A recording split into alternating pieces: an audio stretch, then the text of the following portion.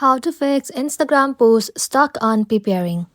Hello everybody and welcome back to our channel. So let's get started without any further ado. For that, first of all you have to do is simply check your internet connection.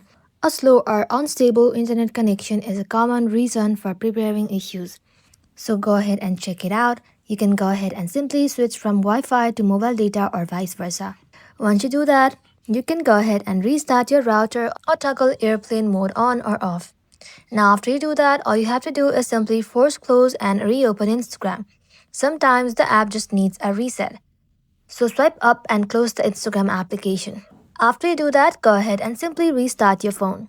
A basic restart can fix temporary glitches or memory overload.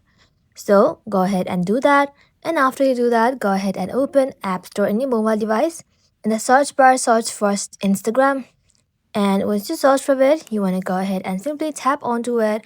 And if there's update instead of open in this blue button, you want to go ahead and tap on update and let your application update to its latest version.